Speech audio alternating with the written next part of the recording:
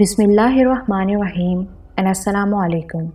تمام new video updates کے لیے میرے چینل لائبریری وائس کو سبسکرائب کر کے بیل نوٹیفیکیشن کو آن کر دیں تاکہ میرے آنے والی تمام ویڈیوز کی اپڈیٹس آپ تک بر وقت پہنچ سکیں۔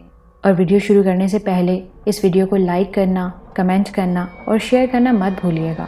تو ویورز، آئیے چلتے ہیں ناول دھند کی نیکسٹ ایپیسوڈ کی طرف۔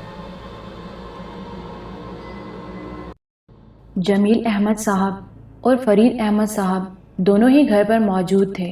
مجھے دیکھ کر دونوں ہی خوشی سے کھل اٹھے، لیکن صدر الدین اور شیخ طاہر کو دیکھ کر ان کے چہرے سد گئے اور دونوں ہکا بکا رہ گئے۔ بہرحال یہ ایک دلچسپ مسئلہ تھا اور میں آنے والے وقت کے بارے میں سوچ رہا تھا۔ میں نے اپنے ذہن میں بھی کچھ فیصلے کیے تھے، لیکن وقت سے پہلے اپنے کسی فیصلے کا اظہار غیر مناسب تھا۔ فرید احمد صاحب ہم لوگوں کو ڈرائنگ روم میں لے گئے۔ شیخ طاہر کا چہرہ بری طرح غصے سے سرخ ہو رہا تھا۔ جمیل احمد بھی کچھ ہونک سے ہو گئے تھے۔ بہرحال ڈرائنگ روم میں ہم سب بیٹھ گئے تو صدر الدین صاحب نے کہا، جمیل احمد صاحب، معافی چاہتا ہوں، اس وقت غیر متوقع طور پر آپ کو الجھن میں گرفتار کیا، لیکن بات کچھ ایسی ہی تھی کہ آپ سے رجوع کرنا ضروری سمجھا۔ جی فرمائیے۔ یہ شیخ طاہر ہیں، آپ کی فرم کے مالک، یہ آپ سے معافی مانگنے آئے ہیں۔ جی؟ جمیل احمد صاحب سرسراتی آواز میں بولے، ہاں، مختصر سی تفصیل بتا دوں آپ کو، آپ کی بے گناہی ثابت ہو گئی ہے۔ وہ پرچیاں مل گئی ہیں جو شیخ طاہر نے آپ کو رقومات کے سلسلے میں دی تھیں، ان پر تاریخیں بھی درج ہیں اور باقی تفصیلات بھی ہیں۔ رجب خان بھی گرفتار ہو گیا ہے اور اس نے اعتراف کر لیا ہے کہ یہ پرچیاں اس نے شیخ ظاہر کے کہنے پر چرائی تھیں۔ گویا آپ کی پوزیشن بالکل صاف ہو گئی ہے۔ اب صورتحال یہ ہے کہ جو مقدمہ شیخ ظاہر پر قائم ہوا ہے اس کے لیے ایک اور FIR درج کرانا ہوگی جو آپ کی طرف سے درج ہوگی۔ شیخ ظاہر کو گرفتار کر لیا جائے گا اور پھر جو کچھ بھی ہو، بعد میں آپ ازالہ حیثیت عرفی کا کیس بھی کر سکتے ہیں۔ جمیل احمد صاحب کی آنکھوں سے آنسو بہنے لگے۔ فرید احمد نے کہا، خدا کا شکر ہے، ہمارے اوپر سے بدنامی کا داغ تو دھل جائے گا، اس کے سوا ہمیں اور کیا چاہیے؟ شیخ صاحب کچھ اور چاہتے ہیں کیا؟ جمیل احمد کے بجائے فرید احمد بولے۔ وہ جمیل احمد سے معافی مانگنا چاہتے ہیں۔ کچھ ایسے قانونی نکات موجود ہیں جن کے تحت مقدمہ واپس لیا جا سکتا ہے اور فریقین آپس میں تصفیہ کر سکتے ہیں۔ اگر جمیل احمد اس کے لیے تیار ہوں تو یہ طے ہو جائے گا۔ اس کے تحت شیخ صاحب جمیل احمد کو بصد احترام نوکری پر واپس لے لیں گے، اور اگر جمیل احمد صاحب کچھ جرمانہ لینا پسند کریں تو… فرید احمد کے چہرے پر بے چینی نظر آنے لگی۔ وہ کسی قدر درست لہجے میں بولے، میں تو شیخ صاحب کے قدموں میں اپنی ٹوپی رکھ چکا ہوں وکیل صاحب۔ میں نے ان سے رحم کی بھیک مانگی تھی اور شیخ صاحب نے مجھے دھتکار دیا تھا، میرے بھائی کے ہاتھوں میں ہتکڑی لگوا دی تھی۔ اب یہ ایسا کیوں چاہتے ہیں؟ یہ جمیل احمد صاحب پر منحصر ہے، وہ جو فیصلہ کریں، صدر الدین نے کہا۔ ہمارے پورے خاندان میں بات پھیل گئی ہے، ہماری عزت دو کوڑی کی ہو گئی ہے، منہ دکھانے کے قابل نہیں رہے ہیں ہم۔ یہ مقدمہ چلے گا، ہم ازالہ حیثیت عرفی کا دعویٰ کریں گے۔ فرید احمد بولے، کیا حیثیت ہے جناب کی؟ کس حیثیت کا دعویٰ کریں گے آپ؟ اپنی حیثیت کا تعین کیا ہے آپ نے؟ ازالہ حیثیت عرفی کا دعویٰ کرنے کی فیس ہے آپ کے پاس؟ آپ اپنی حیثیت کا تعین کر سکیں گے؟ شیخ صاحب ہتے سے اکھڑ گئے۔ آپ غلط گفتگو کر رہے ہیں شیخ صاحب، صدر الدین نے گھبرا کر کہا۔ میاں خوب ذلیل کرا رہے ہو مجھے، پہلے ان لوگوں سے تو بات کر لیتے۔ تمہارے کہنے سے معافی مانگنے آ گیا تو یہ لوگ پھیل گئے، اب انہیں تو سنبھالو، شیخ صاحب نے کہا۔ فرید احمد صاحب کی بات درست ہے، بہرحال خاندان تو ہوتے ہیں، آپ نے جو کچھ کیا ہے وہ آپ کو سننا پڑے گا، صدر الدین بولے۔ تو بلا لو پورے خاندان کو، ان سے بھی معافی مانگ لوں۔ جمیل احمد صاحب، آپ کیا کہتے ہیں؟ ہاں، میں کچھ کہنا چاہتا ہوں، براہ کرم میری بات سنیں۔ میں اس کے لیے ہر فیصلے کا حق سلطان کو دیتا ہوں۔ سلطان کہیں گے تو میں خود شیخ صاحب کے قدموں پر گر کر معافی مانگ لوں گا۔ جو وہ کہیں گے وہ میری آرزو تصور کر لی جائے۔ یہ بالکل ٹھیک ہے۔ فریقین کو کوئی اعتراض تو نہیں ہے؟ صدر الدین نے کہا۔ مجھے بالکل نہیں ہے، جمیل احمد بولے۔ ہمیں بھی نہیں ہے، شیخ صاحب بولے، اور سب کی نظریں میری طرف اٹھ گئیں۔ میں نے ایک نگاہ سب کو دیکھا، پھر ٹھہرے ہوئے لہجے میں بولا، ٹھیک ہے، میں فیصلہ کرتا ہوں کہ ظاہر کو بدترین سزا دلوائی جائے اور شیخ طاہر پر 1 کروڑ کا دعویٰ کیا جائے۔ یہ جمیل احمد کی حیثیت کا تعین ہے صدر الدین صاحب، پورے مقدمے کے کاغذات تیار کیے جائیں، اس کے علاوہ اور کچھ نہیں ہوگا۔ اور صدر الدین صاحب، آپ کی اپنی پسند پر منحصر ہے، اگر آپ اس کیس سے دستبردار ہونا چاہیں تو خوشی سے ہو سکتے ہیں، میں بآسانی دوسرا انتظام کر لوں گا۔ اجازت چاہتا ہوں، آؤ نصرت۔ میں ڈرائنگ روم سے اٹھا اور نصرت کے ساتھ باہر نکل آیا۔ اپنے پیچھے میں بڑی سنسنی خیز فضا چھوڑ آیا تھا۔ میرے اس قدم نے انہیں اعصابی کشیدگی کا شکار کر دیا تھا، ورنہ وہ مجھے روکنے کی کوشش ضرور کرتے، لیکن میں یہ نہیں چاہتا تھا کہ اب ایک لمحے بھی وہاں رکوں، اس لیے میں نے تیز رفتاری اختیار کی تھی۔ نصرت بھی بادل ناخواستہ میرا ساتھ دے رہا تھا۔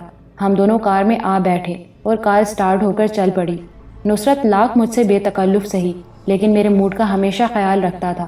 چنانچہ کافی دور نکل آنے کے باوجود نصرت نے خاموشی ہی اختیار کیے رکھی۔ میں بھی اپنے اس عمل کا تاثر محسوس کر رہا تھا، لیکن پھر نصرت کی زبان زیادہ دیر خاموش نہ رہ سکی۔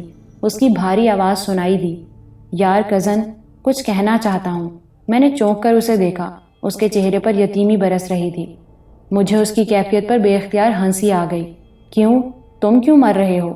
مر رہا نہیں ہوں بھائی، مر چکا ہوں، نصرت مسخرے پن سے بولا۔ کیا مطلب؟ یار بار بار مطلب پوچھتے ہو۔ تمہیں علم ہے کہ میں ہنا کا مقتول ہوں اور اس پر بری طرح مر مٹا ہوں، اور تم ہو کہ قبلہ سسر صاحب کو کسی خاطر میں ہی نہیں لاتے۔ یار نصرت، کیا کہوں، تمہارے جذبات کا مجھے خیال ہے، لیکن صدر الدین صاحب پوری طرح زمانہ ساز ہیں، اپنے فائدے کو کبھی ذہن سے دور نہیں کرتے۔ کمال کرتے ہو، انہیں کیا معلوم کہ ہم لوگ ان کی بیٹی کا مستقبل ہیں۔ اب میں بیٹیوں کا تو نہیں کہہ سکتا، کیونکہ تم نے تو نازیہ کے بارے میں صاف صاف کہہ دیا ہے کہ وہ تمہاری منزل نہیں ہے۔ اس کے علاوہ اور بھی کوئی کام ہے تمہیں؟ دیکھو، زندگی کا ہر کام قدم با قدم کرنا چاہیے۔ بچپن سے جوانی تک پہنچے، ماں باپ کا کہا مانا، جتنا پڑھ سکتے تھے پڑھ لیا، اور اس کے بعد فکر معاش کے لیے چل پڑے۔ جب یہ شعبہ مکمل ہو گیا تو کون احمق ہے جو گھر بسانے کے بارے میں نہ سوچے؟ تو پھر محبت کرنا تو بڑا ضروری ہے، اس کے بغیر کیا زندگی کی تکمیل ہوتی ہے؟ کیوں میرا ذہن ان خیالات کی جانب سے بٹا رہے ہو؟ میں نے جھلائے ہوئے لہجے میں کہا۔ میری جان کے 1000ویں حصے، سوری کچھ غلط بول گیا، یعنی 1000 جان۔ میرا مستقبل بھی تو تمہاری جنبش لب سے وابستہ ہو گیا ہے۔ یا جتنی چاہے دل شکنی کر دو، لیکن قبلہ سسر صاحب کو تو اپنی مٹھی میں رکھو۔ تو پھر تم یوں کرو کہ قبلہ سسر صاحب سے یہ بات کہہ دو کہ سلطان کے معاملات میں ٹانگ نہ اڑایا کریں۔ ابھی کیسے کہہ سکتا ہوں؟ اور کچھ نہیں کر سکتے تو کم از کم رشتہ ہی دے دو، تاکہ ان کے دل کے گوشے نرم ہو جائیں، بڑا فرق پڑ جاتا ہے۔ پلیز اس وقت میرے ذہن کو نہ الجھاؤ، میں سنجیدگی سے کچھ سوچنا چاہتا ہوں۔ اے کاش تم اس سنجیدگی سے اس مظلوم کزن کے بارے میں بھی سوچ سکو۔ خیر چھوڑو، اب تمہارے مطلب کی باتیں کرتے ہیں۔ ہمارے مطلب کے لیے تو تم آمادہ ہی نہیں ہوتے۔ ایک بات بتاؤ، جمیل احمد صاحب کے گھر سے اس طرح چلے آنا خود ان کے لیے اور فرید احمد صاحب کے لیے باعث پریشانی نہیں ہوگا؟ بھلا انہیں کیا پریشانی ہو سکتی ہے؟ میں نے تو یہ سب کچھ ان کے حق میں ہی کیا ہے، کہیں وہ یہ نہ سمجھیں کہ تم ان سے بھی ناراض ہو گئے ہو۔ اتنے احمق نہیں ہیں وہ۔ ویسے اس میں کوئی شک نہیں ہے کہ تم نے طاہر علی صاحب پر بڑی کاری ضرب لگائی ہے۔ واقعی کاروباری آدمی ایسے ہوتے ہیں، میں نے تو پہلی بار دیکھا ہے۔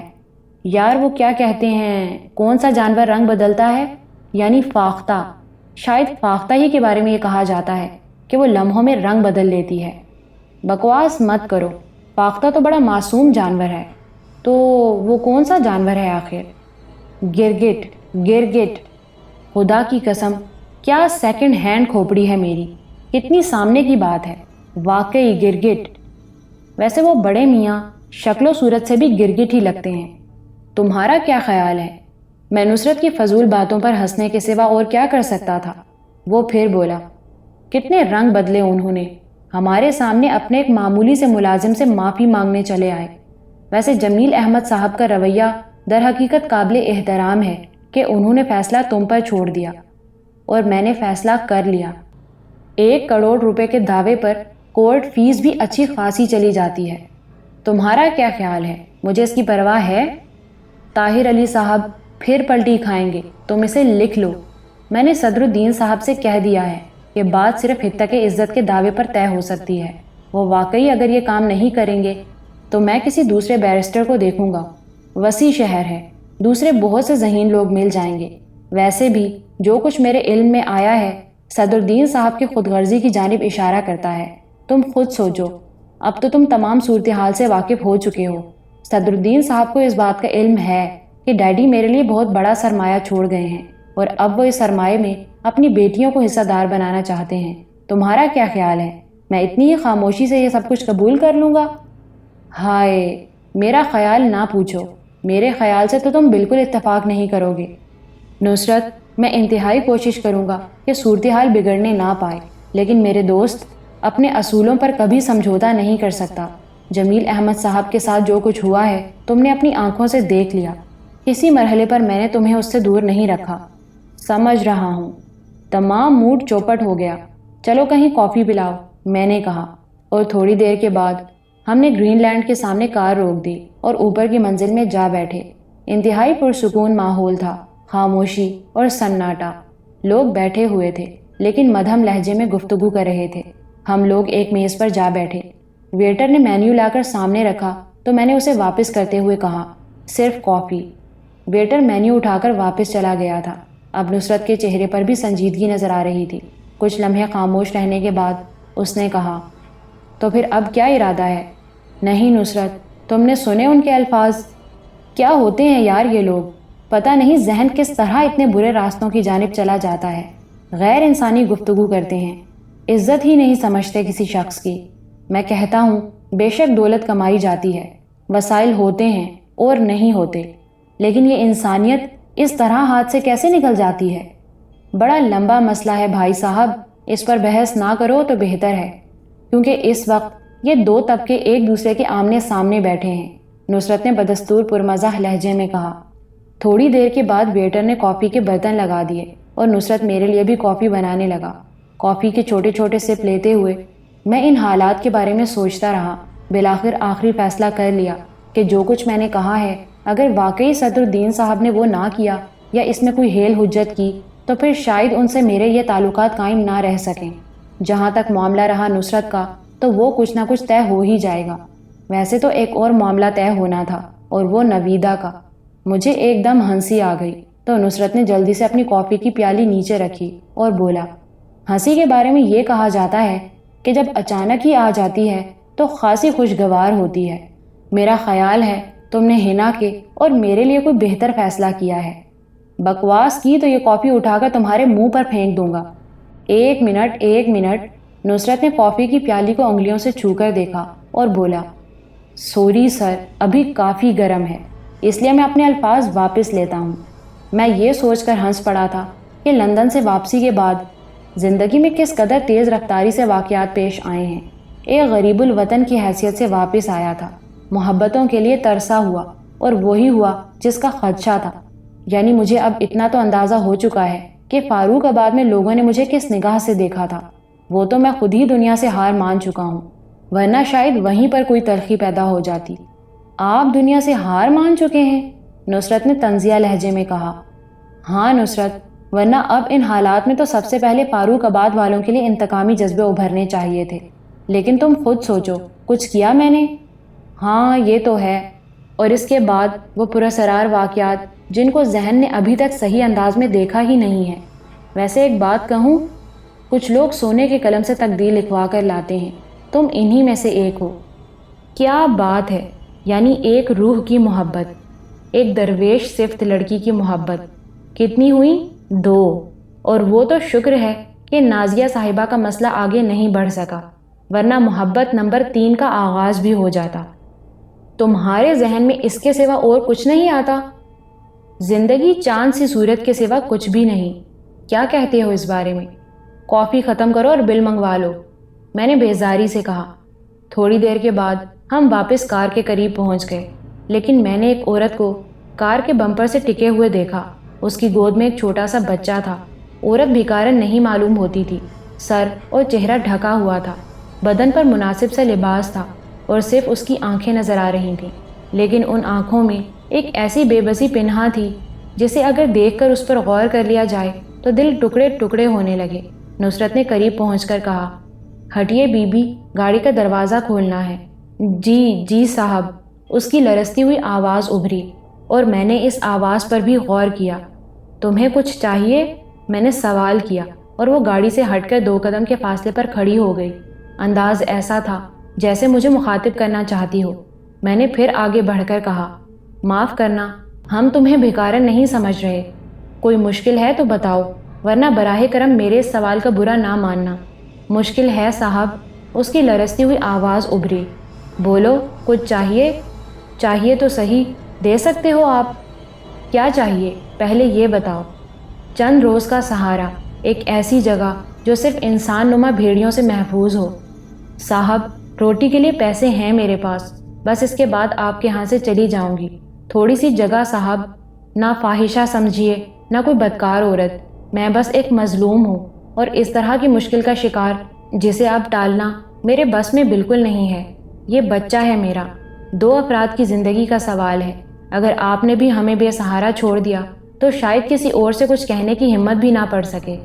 نصرت نے گہری سانس لی اور بولا، یک نہ شد کتنے شد؟ میرا مطلب ہے کتنے ہو گئے؟ یہ الفاظ اس نے آہستہ سے کہے تھے، لیکن میں نے اس کی بات پر توجہ نہیں دی اور ایک لمحے کے لیے الجھنوں کا شکار رہا۔ جو الفاظ اس نے کہے تھے ان کے لیے فیصلہ کرنا ذرا مشکل کام تھا، لیکن بہرحال میں نے ایک لمحے سوچا، پھر اسے اور اس کے بچے کو دیکھا، پھر پچھلا دروازہ کھول کر بولا، بیٹھ جاؤ۔ نصرت نے کسی قدر غصیلی نگاہوں سے مجھے دیکھا تھا، پھر وہ گھوم کر میرے برابر آ بیٹھا اور میں نے کار سٹارٹ کر کے آگے بڑھا دی۔ راستے میں خاموشی رہی تھی۔ کوٹھی میں پہنچنے کے بعد میں نے اسے نیچے اتارا اور کہا، تم سے تمہارے بارے میں معلوم کرنا بہت ضروری ہے۔ تم خود جانتی ہو کہ اس وقت حالات کس نوعیت کے ہیں، اور بعض اوقات کوئی نیکی زندگی کا روگ بن جاتی ہے۔ فی الحال تمہیں ملازموں کے کوارٹر میں بھیج رہا ہوں، وہاں وقت گزارو۔ وہاں کسی ملازم سے کہہ دوں گا کہ تمہارے کھانے پینے کا بندوبست کر دے، لیکن اگر تم مجھے مطمئن نہ کر سکی تو میں تم سے معذرت کر لوں گا۔ عورت نے کوئی جواب نہ دیا۔ میں نے نصرت سے کہا، نصرت، انہیں کسی کوارٹر میں چھوڑ دو اور کسی سے کہہ دو کہ ان کے کھانے پینے کا بندوبست کر دے۔ نصرت ہونٹوں ہی ہونٹوں میں کچھ بڑبڑاتا ہوا وہاں سے چلا گیا تھا اور میں اندرونی حصے کی جانب بڑھ گیا۔ میری خواہش تھی کہ اس وقت کسی سے مٹ بھیڑ نہ ہو اور میں آسانی سے کچھ سوچ سکوں۔ میری یہ خواہش پوری ہو گئی۔ سب لوگ اپنے اپنے کاموں میں مصروف تھے، اس لیے کسی کو یہ اندازہ نہ ہو سکا کہ میں اپنے کمرے میں ہوں۔ کمرے میں داخل ہونے کے بعد میں نے دروازہ بند کیا۔ سب سے پہلے لباس تبدیل کیا، غسل خانے میں جا کر منہ ہاتھ دھویا اور پھر غسل خانے سے واپس آ کر آرام سے کرسی پر بیٹھ گیا۔ چند ہی لمحوں کے بعد دروازے پر دستک سنائی دی تھی۔ میں نے کسی قدر ناخوشگوار نگاہوں سے دروازے کی جانب دیکھا۔ تھوڑا سا اندازہ تو ہو گیا تھا کہ نصرت کے سوا کوئی اور نہیں ہو سکتا۔ بہرحال اٹھا اور دروازہ کھولا۔ نصرت اندر آ گیا۔ ہم دونوں آمنے سامنے بیٹھ گئے۔ نہ جانے کیوں طبیعت پر اس وقت جھلاہٹ طاری تھی۔ نصرت نے خاموشی سے مجھے دیکھا اور بولا، مزید ہدایت کر دی ہے میں نے اس عورت کے بارے میں، بچے کے لیے دودھ وغیرہ کا انتظام بھی کر دیا ہے۔ باقی لوگ کہاں ہیں؟ میرا خیال ہے کہیں باہر نکلے ہوئے ہیں۔ اوہ، اسی لیے خاموشی طاری ہے۔ ویسے نہ جانے کیوں اس وقت مجھے تنہائی اور خاموشی ہی درکار تھی۔ میں چلا جاؤں؟ نصرت نے سنجیدگی سے پوچھا اور میں نے چونک کر اسے دیکھا، پھر کہا، نہیں، تم بیٹھو، تم سے تو باتیں کرنی ہیں۔ جی بہتر۔ نصرت بیٹھ گیا۔ میں چند لمحے سوچتا رہا، پھر کہا، نصرت، جو سلسلہ وہاں ہوا اس کے بارے میں تمہاری کیا رائے ہے؟ نہیں سلطان، وہ تو ٹھیک ہے، واقعی بالکل ٹھیک ہے۔ اصل میں کچھ لوگ اپنا ہی مزاج بنا لیتے ہیں کہ ماحول میں صرف ان کی حکمرانی قائم ہے اور کوئی دوسرا ان کا راستہ نہیں کاٹ سکتا۔ حالانکہ ایسی بات نہیں ہے۔ سب کو اپنے اندر کچھ لچک پیدا کرنی پڑتی ہے، اور پھر یہ سرمایہ دار قسم کے لوگ، معاف کرنا میں ان کا تذکرہ اس لیے کر رہا ہوں کہ تم تو خود کو سرمایہ دار نہیں کہتے نا۔ میں سرمایہ دار ہوں؟ میں نے سوال کیا۔ ہو تو صحیح، لیکن غالباً مزاجاً نہیں۔ دیکھو نصرت، میرا ایک ہی شوق ہے اور میری آرزو ہے کہ اس پر کبھی تنقید نہ کرنا۔ جو تنقید کرتے ہیں وہ ذہنی طور پر مجھ سے دور ہو چکے ہیں، جیسے صدر الدین صاحب۔ بھائی انہیں کیا حق ہے؟ وہ میرے سرپرست تو نہیں ہیں، اور انہوں نے جو کچھ کیا ہے اس کا انہیں معاوضہ ملتا رہا ہے، اور میرا خیال ہے بس اتنا کافی ہے۔ اس سے بڑھ کر بات کیوں کرتے ہیں وہ؟ اور پھر نازیہ نے جو کچھ بتایا ہے وہ بھی سمجھتا ہوں کہ کوئی اچھی بات نہیں ہے۔ لالچ نہ جانے کیوں انسان کی فطرت میں اس قدر اہمیت رکھتا ہے۔ اچھے نہیں لگتے لالچی لوگ۔ ہاں بالکل، تو میں کہہ رہا تھا میرا ایک ہی شوق ہے، کسی کو اس قابل پانا کہ وہ امداد کا مستحق ہو تو اس کی جانب سے نظریں نہ ہٹانا۔ میں سمجھتا ہوں میرے بہترین دوست وہی ہیں جو میرے اس شوق کو پسند کی نگاہ سے دیکھیں۔ چلو چھوڑو، کن چکروں میں پڑ گئے؟ اب کیا بات ہے؟ کوئی پریشانی ہے تمہیں؟ یہی تو افسوس ہے، کوئی پریشانی نہیں ہے۔ ہاں بھائی، ایسے لوگ بھی ہوتے ہیں جو پریشانیوں کی تلاش میں سرگرداں رہتے ہیں۔ بہرحال پھر وہی کہو گے کہ مطلبی ہوں، فوراً ہی اپنے مطلب پر آ جاتا ہوں، حالانکہ یہ درد دل اور درد جگر ٹائپ کی چیز ہے نا۔ بس فضول باتوں سے گریز کرو۔ میں نہ جانے کیوں اپسیٹ ہوں، پتہ چلانے کی کوشش کرو، نصرت نے کہا۔ پتہ ہی تو نہیں چل رہا۔ ہو سکتا ہے دل کے گوشوں میں یاد محبوب ابھر رہی ہو۔ گدھے کو رینگنے کے علاوہ اور کوئی کام نہیں آتا۔ چلو اٹھو، میرا خیال ہے اس سے اس کے بارے میں معلومات حاصل کریں، میں نے کہا، اور نصرت سمجھ گیا کہ میرا اشارہ کس جانب ہے۔ تھوڑی دیر کے بعد ہم ملازموں کے اس کوارٹر میں داخل ہو گئے۔ میں نے دیکھا کہ صاف ستھرے لباس میں ملبوس عورت بچے کو دودھ پلا رہی تھی۔ اس نے ہمیں دیکھا اور ممنونیت سے گردن جھکا لی۔ قریب پہنچ کر میں نے اس بچے کو دیکھا۔ شکل و صورت کا بہت اچھا تھا، ویسے عورت بھی بہتر ہی لگتی تھی۔ پتہ نہیں بیچاروں کے ساتھ کیا واقعات پیش آئے تھے۔ بچے کی عمر بھی اتنی زیادہ نہ تھی۔ پھر کیا قصہ ہے؟ لیکن یہ قصہ پوچھ لینا ضروری تھا، چنانچہ میں نے کہا، دیکھو بی بی، تم نے مجھ سے مدد مانگی، میں نے تمہاری وہ خواہش پوری کر دی۔ یہ سر چھپانے کا ٹھکانہ فی الحال عارضی ہے، لیکن اگر تم اپنے بارے میں مجھے تمام تفصیل بتا دو تو میں کوئی ایسی کوشش کر سکتا ہوں جس سے تمہاری مستقل مدد ہو جائے۔ کیا نام ہے تمہارا؟ جی عشرت ہے میرا نام، لڑکی نے جواب دیا۔ بچے کا کیا نام رکھا ہے تم نے؟ نور الدین، میں اسے نور کہتی ہوں۔ تمہارا بچہ ہے؟ ہاں جی۔ باپ کہاں ہے اس کا؟ ہے جی، مگر نہ ہونے کے برابر۔ کیا مطلب؟ بس جی، کیا بتاؤں آپ کو؟ تفصیل تو بتانا ضروری ہے نا؟ صاحب جی، بس یہ سمجھ لیں کہ انسان کی زندگی میں جتنی مشکلیں پیش آتی ہیں انہی میں سے ایک مشکل کا شکار میں بھی ہو گئی ہوں۔ میرے والد ایک دفتر میں کلرک تھے، ماں مر چکی ہے، 2 بڑے بھائی تھے جن کی شادیاں ہو چکی ہیں، اپنی اپنی زندگی میں مست تھے۔ ہم باپ بیٹی کو ایک طرح سے تنہا ہی چھوڑ دیا تھا۔ والد نے میرے لیے صرف ملازمت جاری رکھی تھی، کیونکہ دونوں بھائی اپنے اپنے طور پر زندگی گزار رہے تھے۔ یہی غنیمت تھا کہ انہوں نے ہمیں اس گھر میں رکھا ہوا تھا جو ہماری نہیں ان کی ملکیت تھا۔ پھر والد صاحب بیمار ہو گئے، میری عمر بڑھتی جا رہی تھی، میرے لیے وہ مستقبل کی تلاش میں سرگرداں تھے، یہاں تک کہ ان کے کسی دوست نے ایک رشتہ بتایا اور والد صاحب نے اسے ہاتھوں ہاتھ لیا۔ لڑکے کو دیکھا، میں نے بھی دیکھا، ٹھیک ٹھاک ہی لگتا تھا، سپاٹ چہرے والا، عمر البتہ زیادہ نہ تھی۔ جن حالات سے ہم گزر رہے تھے ان میں یہ گنجائش نہیں تھی کہ بہت زیادہ چھان بین کی جاتی۔ البتہ میرے کانوں میں یہ خبر پڑی تھی صاحب کہ لڑکے والے اچھے کھاتے پیتے لوگ ہیں۔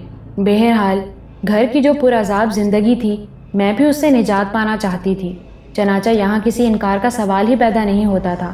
میری شادی ہو گئی۔ محمود سے پہلی ملاقات ہوئی تو مجھے اندازہ ہوا کہ وہ کچھ ایب نارمل ہے، بہکی بہکی باتیں کرنے والا۔ میرا تجربہ تو بالکل محدود تھا صاحب جی، کوئی اندازہ نہیں ہو سکا، لیکن بعد میں پتہ چل گیا کہ وہ نشے کا عادی ہے اور بہت زیادہ نشے میں رہتا ہے۔ پھر مجھے انسانوں کی خود غرضی کا علم ہوا۔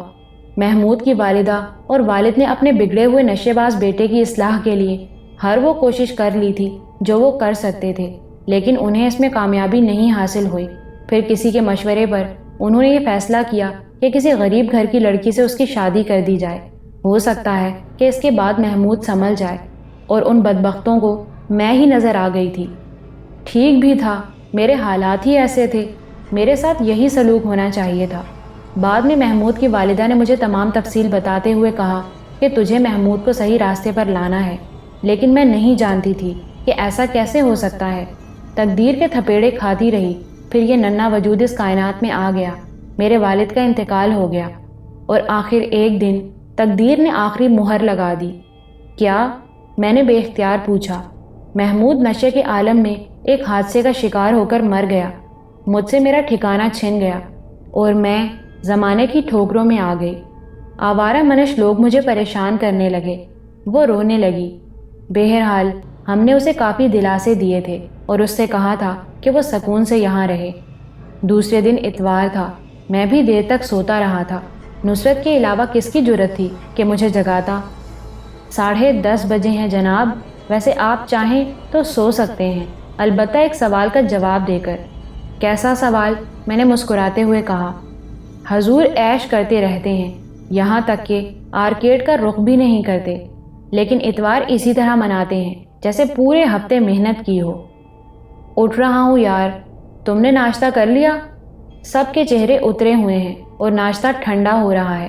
ارے باپ رے، میں نے بستر سے چھلانگ لگا دی۔ پھر کچھ دیر کے بعد میں سب کے ساتھ ناشتہ کر رہا تھا۔ ماموں جان نے کہا، اور ناشتے کے بعد آپ مجھے کچھ وقت دیں گے جناب سلطان صاحب؟ جی ماموں جان۔ ماموں جان نے اپنے کمرے میں بہت سے رجسٹر کھول رکھے تھے۔ میں ان کے کمرے میں داخل ہوا تو انہوں نے کہا، تشریف رکھیے اور انہیں دیکھیے۔ کیا ہے یہ؟ میں نے یہ ساری تفصیلات کمپیوٹرائزڈ کرا لی ہیں اور احتیاطاً یہ پرنٹ نکلوائے ہیں۔ یہ آپ کے کل اثاثوں کی تفصیلات، آمدنی اور اخراجات کے حسابات ہیں۔ آپ انہیں چیک کر لیں۔ میں؟ ضروری ہے، آپ کو ان پر دستخط کرنے ہیں۔ ماموں جان پلیز، میں نے عاجزی سے کہا۔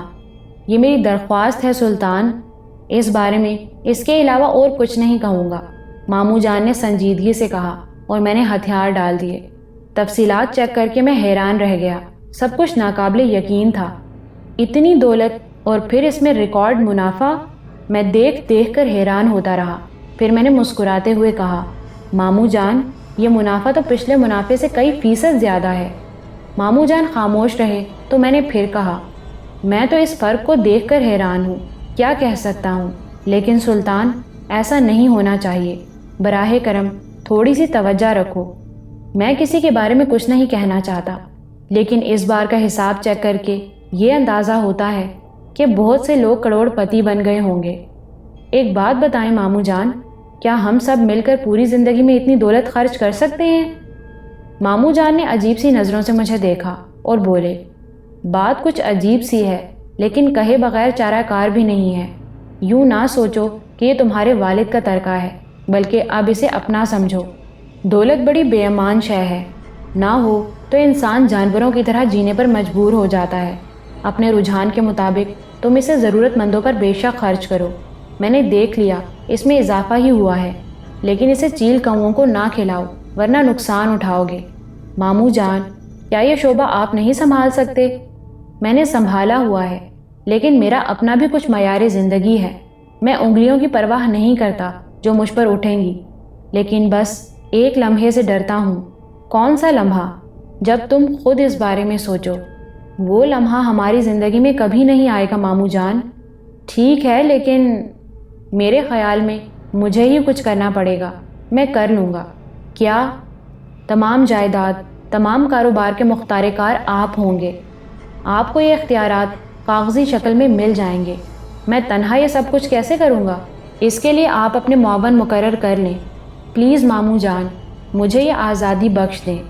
ماموں جان کچھ سوچتے رہے، پھر بولے، چلو ان کاغذات پر دستخط کرو۔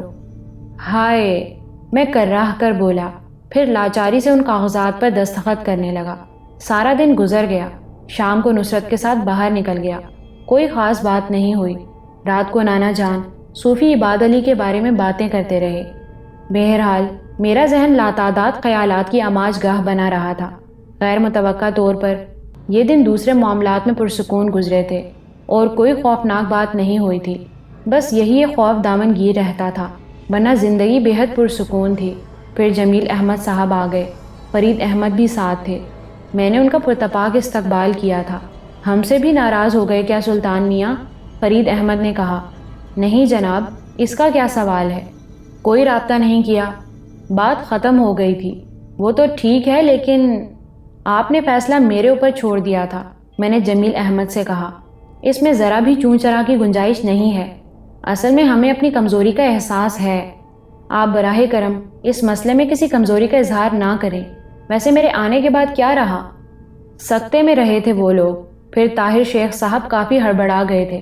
جمیل احمد کو بہت سی پیشکشیں کی، لیکن جمیل نے یہ کہہ کر بات ختم کر دی کہ اب یہ سب بعد از وقت ہے۔ آپ کے بارے میں سوالات کرتے رہے جن کے جواب صدر الدین صاحب نے ہی دیے تھے۔ خیر چھوڑیے، دیکھ لیں گے اس مسئلے کو۔ ویسے جمیل احمد صاحب، ایک پیشکش کرنا چاہتا ہوں۔ کیا؟ آپ کو اپنے پاس ملازمت کی پیشکش کرنے کی جرأت تو نہیں کر سکتا، لیکن میرے کاروبار کے متولی میرے ماموں صاحب ہیں اور تمام امور کو سنبھالنے کے لیے انہیں کسی کی معاونت درکار ہے۔ ابھی پچھلے دن ہی بات ہوئی تھی۔ اگر میرے ارد گرد اس طرح پھیل جائیں تو مجھے بے حد اطمینان رہے گا۔ یعنی آپ پسند کریں تو ماموں جان سے ملاقات کرا دوں؟ کیا دو گے ہمیں؟ جمیل احمد صاحب ممنونیت سے بولے۔ کیا دیا ہے میں نے؟ یہ پوچھنے کی بات ہے۔ ایسا نہ کہیں جناب، عظمیٰ بھابی کے ذریعے آپ سے تعارف ہوا ہے اور عظمیٰ بھابی میرے لیے جو کچھ ہیں وہ میں جانتا ہوں۔ ایک خاندان مل گیا ہے مجھے جسے میں اپنا کہہ سکتا ہوں۔ اپنے جمع کر رہا ہوں جو زندہ رہنے کے لیے ضروری ہوتے ہیں اور زندہ رہنا چاہتا ہوں۔ ماموں جان نے بخوشی جمیل احمد صاحب کو قبول کر لیا تھا کیونکہ وہ تجربے کار آدمی تھے۔ باقی معاملات ایک الگ نوعیت کے حامل تھے۔ ویسے اس دوران صدر الدین صاحب کی طرف سے مکمل خاموشی طاری تھی۔ فون تک نہیں کیا تھا انہوں نے۔ حیران کن بات یہ تھی کہ نازیہ اور ہنا نے بھی کوئی رابطہ نہیں کیا تھا اور میں نصرت کی صورت دیکھ کر ہنستا رہتا تھا، لیکن نصرت سمجھدار نوجوان تھا۔ پھر اس نے ہنا کے بارے میں کچھ نہیں کہا تھا کیونکہ معاملہ مختلف نوعیت اختیار کر گیا تھا۔ اس شام اچانک صدر الدین صاحب ایک بریف کیس سنبھالے ہوئے آ گئے۔ بہت سنجیدہ تھے، لیکن میں نے پرتپاک خیر مقدم کیا تھا۔ ہیلو، کیسے ہو؟ بالکل ٹھیک ہوں۔ کیا مصروفیت چل رہی ہے؟ میری کیا مصروفیت ہو سکتی ہے؟ یہ کاغذات دیکھ لو، تیاریاں مکمل کر لی ہیں۔ انہوں نے بریف کیس سے کاغذات نکال کر مجھے دکھائے اور میں نے سنجیدگی سے ان کا جائزہ لیا۔ ٹھیک ہے، کام شروع کر دیں، میں نے کہا، اور صدر الدین صاحب عجیب نظروں سے مجھے دیکھنے لگے۔ پھر بولے، کچھ کہنے کی اجازت دو گے؟ ضرور انکل۔ شیخ صاحب نے پوری طرح ہتھیار ڈال دیے ہیں۔ اب ان کے حوصلے پست ہو گئے ہیں۔ ظاہر پوری طرح گرفت میں ہے اور وہ اب سچے دل سے جمیل احمد سے معافی مانگنے کے لیے تیار ہیں۔ قابل رحم حالت ہو گئی ہے ان کی۔ کوئی گنجائش نکل سکتی ہے؟ اب بھی؟ میں نے حیرت سے کہا۔ ہاں، مسئلہ تو کوئی نہیں ہے۔ اگر جمیل احمد صاحب سمجھوتا کر لیں تو پھر سب ٹھیک ہو جائے گا۔ اس دن فیصلہ ہو گیا تھا، گنجائش نکالی جا سکتی ہے۔ شیخ صاحب نے 10 لاکھ ہرجانہ دینے کی پیشکش کی ہے۔ وہ عدالتی معافی نامہ پیش کرنے کے لیے تیار ہیں، لیکن جمیل احمد صاحب، وہ بے حد شریف انسان ہے، اسے میں تیار کر لوں گا۔ اب ایک سوال میں آپ سے کرنا چاہتا ہوں۔ ضرور کرو۔ آپ کیا چاہتے ہیں؟ اس میں کوئی شک نہیں ہے، اس میں میرا بھی مفاد وابستہ ہے، لیکن میں تمہیں کسی بھی قیمت پر نہیں کھونا چاہتا۔ اب جیسے تم کہو۔ ٹھیک ہے انکل۔ جمیل احمد صاحب سے اس انداز میں بات کریں کہ انہیں میرے تیار ہونے کا علم نہ ہو، بلکہ وہ خود مجھ سے درخواست کریں کہ میں اپنا فیصلہ واپس لے لوں۔ بہتر ہے فرید احمد صاحب کو بھی شامل کر لیں۔ وہ میں کر لوں گا، بالکل تمہاری ہدایت کے مطابق۔ صدر الدین صاحب کا چہرہ خوشی سے کھل اٹھا۔ ٹھیک ہے انکل، مجھے بھی آپ کا ہر مفاد عزیز ہے، لیکن آپ کو مجھے اس کا صلہ دینا پڑے گا۔ پوچھے بغیر وعدہ کرتا ہوں، جو مانگو گے دے سکا تو ضرور دوں گا۔ سوچ لیں، چاہو تو ابھی مانگ لو، انکار کروں تو اس کے بعد دوبارہ میری صورت نہ دیکھنا۔ چلیے ٹھیک ہے، بتاؤں گا آپ کو۔ پھر صدر الدین صاحب خوش چلے گئے تھے۔ اندر سب لوگ موجود تھے۔ ان کے پاس پہنچا تو عشرت کو ان کے ساتھ سب کے درمیان بیٹھے پایا۔ نانی جان نے مجھے دیکھ کر کہا، اللہ تمہاری نیکیوں کا اجر دے سلطان، اس بچی کے سر پر ہاتھ رکھ کر تم نے میرا دل خوش کر دیا ہے، ہمیں بتایا بھی نہیں۔ خیر یہ پیچھے پڑ رہی ہے کہ اسے کچھ کام دیا جائے، حرام خوری نہیں کرنا چاہتی۔ تمہارا کیا خیال ہے؟ ایسے فیصلے آپ خود کر لیا کریں نانی جان۔ ٹھیک ہے عشرت، تھوڑا بہت کام کر لیا کرو۔ نازیہ اور ہنا کے اس دوران ملاقات نہ کرنے کی وجہ صدر الدین نہیں تھے، انہیں ایمرجنسی میں سکھر جانا پڑا تھا۔ وہاں سے واپسی پر فوراً ہم سے ملی اور معذرتیں کرنے لگیں۔ نصرت کی بجھی آنکھیں پھر سے روشن ہو گئی تھیں۔ مزید حالات اس وقت بہتر ہو گئے جب صدر الدین صاحب نے جمیل احمد اور فرید احمد صاحب سے مجھ پر زور ڈلوایا کہ طاہر شیخ کو معاف کر دیا جائے۔ میں نے اس خواہش کو قبول کر لیا تھا۔ چنانچہ تمام امور طے پانے کے بعد طاہر شیخ صاحب نے ہماری زبردست دعوت کی اور بہترین اہتمام کیا۔ وہاں کا ماحول اس قدر دلچسپ تھا کہ آدھی رات سے زیادہ ہو گئی۔ سارے لوگ آ گئے تھے، لیکن میں نصرت کے ساتھ بعد میں واپس آیا تھا۔ نصرت اپنے کمرے میں چلا گیا اور میں اپنے کمرے کی طرف۔ میرا کمرہ تاریک تھا۔ میں نے دروازہ کھولا اور اچانک ہی مجھے احساس ہوا کہ کوئی میرے کمرے میں ہے۔ ایک لمحے کے لیے رونگٹے کھڑے ہو گئے تھے، لیکن میں نے ہمت کر کے روشنی جلا دی اور بری طرح چونک پڑا۔ کمرے میں عشرت موجود تھی اور کمرے کے عین وسط میں کھڑی تھی، لیکن جس انداز میں کھڑی تھی وہ بہت حیرت ناک تھا۔ اس کی آنکھیں کھلی ہوئی تھیں اور چہرہ پتھرایا ہوا تھا۔ ایک عجیب سی بے جان کیفیت اس کے چہرے پر چھائی ہوئی تھی۔ میرے بدن میں سرد لہریں دوڑنے لگیں۔ یہ کیا ہے؟ میں نے سوچا۔ عشرت نے میری طرف رخ بھی نہیں کیا تھا۔ میرے اچانک داخل ہو جانے پر بھی اس کے اندر کوئی تغیر رونما نہیں ہوا تھا۔ پھر وہ 2 قدم آگے بڑھی اور میں اس کے سامنے سے ہٹ گیا۔ وہ سیدھ میں چلتی ہوئی کمرے کے دروازے سے باہر نکل گئی۔ میں اس قدر حواس باختہ تھا کہ بے اختیاری میں اس کے پیچھے پیچھے نکل آیا۔ وہ راہداری میں سیدھی جا رہی تھی۔ میں نے صاف محسوس کیا کہ وہ عالم حواس میں نہیں ہے۔ چلنے کا انداز بھی مشینی تھا۔ باہر نکلی اور راستے عبور کرتی ہوئی اپنے کوارٹر میں داخل ہو گئی۔ میں کافی فاصلے پر بہت دیر تک کھڑا رہا، پھر واپس آ گیا۔ انگلستان سے واپس آنے کے بعد ہی پراسرار واقعات کا ایسا عجیب و غریب سلسلہ شروع ہوا تھا کہ میں گھن چکر بن کر رہ گیا۔ جدید یورپ میں یہ سب نہیں تھا۔ پہلے تو اس پر یقین کرنا ہی مشکل ہو رہا تھا، لیکن رفتہ رفتہ ذہن نے یہ سب قبول کر لیا تھا۔ گناہ کا بیج چوہدری صفدر علی نے بویا تھا اور سزا میں بھگت رہا تھا۔ حالانکہ جن حالات میں یہاں آیا تھا وہ بہت سنگین تھے۔ کوئی مستقبل نہیں تھا۔ یہ بھی پتہ نہیں تھا کہ زندگی کسی ڈھنگ سے گزرے گی یا نہیں۔ جو کچھ ہوا تھا بہت غیر متوقع تھا۔ دشمن اب بھی در پہ آزار تھے اور ان سے کچھ بعید نہیں تھا۔ بھائیوں نے انگوٹھے دکھا دیے تھے، لیکن اللہ غریق رحمت کرے رحمان علی کو انصاف کر کے گئے تھے اور دنیا بدل دی تھی میری۔ بس یہ ایک روگ تھا جس کا حل نہیں مل رہا تھا۔ دیکھیں کیا ہوتا ہے۔ باقی زندگی ٹھیک تھی، بس یہ سب تھا۔ کمرے میں واپس آیا، دروازہ بند کیا اور کمرے کے وسط میں کھڑے ہو کر چاروں طرف دیکھنے لگا۔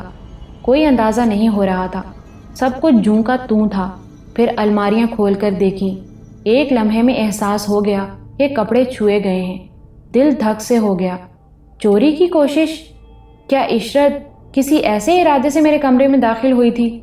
لیکن اس کی کیفیت اور پھر چوری کے لیے میرے کمرے کا انتخاب کیوں کیا گیا؟ بعد میں پوری الماریاں دیکھ ڈالی، لیکن کسی شے کے گم ہونے کا اندازہ نہیں ہو سکا تھا۔ ویسے بھی الماریوں میں کوئی خاص قیمتی چیز نہیں تھی۔ خدا جانے۔ ویسے بات بڑی سنسنی خیز تھی۔ مجھ پر یہ الزام تو عائد تھا ہی کہ ہر ایک کے لیے پگھل جاتا ہوں۔ نہ جانے کب تک بستر پر پڑا جاگتا رہا۔ دوسرے دن خود کو پرسکون رکھا۔ عشرت اب دن میں گھر کے اندر نظر آتی تھی۔ عائشہ اور نائلہ کو نور کی شکل میں ایک مشغلہ مل گیا تھا۔ انہوں نے اسے کچھ سے کچھ بنا دیا تھا۔ ویسے بھی خوش شکل بچہ تھا۔ وہ دن بھر انہی دونوں کے پاس رہتا تھا۔ رات کو عشرت اسے اپنے کوارٹر میں لے جاتی تھی۔ ناشتے کے بعد سب اپنے معمولات میں مشغول ہو گئے اور میں نصرت کو لے کر اپنے کمرے میں چل پڑا۔ نصرت، تمہیں حیرت نہیں ہے؟ کیسی حیرت؟ وہ پراسرار کردار روپوش ہیں۔ بے چین ہو رہے ہو ان کے لیے؟ تعجب کی بات نہیں ہے؟ میرے خیال میں نہیں۔ کیوں؟ صوفی عباد علی نے ہمیں اپنے سائے میں لے لیا ہے۔ کیا تمہیں اس سے انکار ہے؟ ہرگز نہیں۔ ان واقعات نے میرے دل میں خاص تاثر پیدا کیا ہے۔ یقین کرو، حیرتوں کے ایسے ماحول سے گزرا ہوں کہ اب چھوٹی چھوٹی باتوں پر حیرت نہیں ہوتی۔ البتہ اپنے کرم فرماؤں سے نجات اتنی آسان نہیں لگتی۔ میں سمجھ گیا، نصرت نے شرارت سے آنکھیں نچاتے ہوئے کہا۔ کیا؟ چندریا یاد آ رہی ہوگی۔ چندریا؟ میں نے گہری سانس لے کر کہا۔ ٹھیک کہہ رہا ہوں نا؟ نہیں، وہ یاد تو نہیں آ رہی، لیکن جب بھی یاد آتی ہے دل پر غم کا ایک تاثر چھوڑ جاتی ہے۔ میری سمجھ میں نہیں آتا کہ میں اس کے لیے کیا کروں۔ اس وقت میں تم پر ایک سنسنی خیز انکشاف کرنا چاہتا ہوں۔ چندریا کے بارے میں؟ نہیں، عشرت کے بارے میں۔ عشرت؟ نصرت نے کہا، پھر اچھل کر بولا۔ عشرت یعنی عشرت؟ ہاں۔ اس کے بارے میں کوئی سنسنی خیز انکشاف ہے؟ ہاں، یہ الفاظ ہی سنسنی خیز ہیں۔ میں واقعی عجیب کیفیت کا شکار ہو گیا ہوں۔ کیا ہوا؟ نصرت نے پوچھا۔ اور میں نے اسے عشرت کے بارے میں تفصیل بتا دی۔ نصرت حیرت سے کنگ رہ گیا تھا۔ پھر وہ آہستہ سے بولا، وہ چور ہے؟ لیکن کوئی چیز چوری نہیں ہوئی، تم غیر متوقع جو پہنچ گئے۔ لیکن وہ پتھرائی ہوئی سی لگتی تھی۔ اور کیا کرتی؟ کیا مطلب؟ اداکاری، 100% اداکاری، جان بچانے کی ایک کوشش۔ لیکن کچھ اور بھی تو ہو سکتا ہے۔ کیا ہو سکتا ہے؟ وہ کسی کے زیر اثر ہو۔ نصرت سوچ میں ڈوب گیا۔ پھر اس نے کہا، اس معاملے کو سرسری نہ لو، میرے خیال میں ہم اس سے اس بارے میں معلوم کریں گے۔ کیا کہو گے؟ سیدھی بات کریں گے کہ اتنی رات گئے وہ تمہارے کمرے میں کیا کر رہی تھی؟ میں سوچنے لگا، پھر میں اس کے لیے تیار ہو گیا۔ دوپہر کے بعد وہ ہمیں کوارٹر میں ملی۔ ہمیں دیکھ کر حیران رہ گئی اور کسی قدر پریشان نظر آنے لگی۔ عشرت، تم سے کچھ بات کرنی ہے۔ جی صاحب جی، حکم دیں۔ پچھلی رات تم سلطان کے کمرے میں کیا کر رہی تھیں؟ جی؟ وہ بھونچکی رہ گئی۔ تم پچھلی رات وہاں تھیں؟ میں جی؟ اس کی آواز رند گئی۔ ہاں عشرت، تم عجیب سی کیفیت میں تھیں۔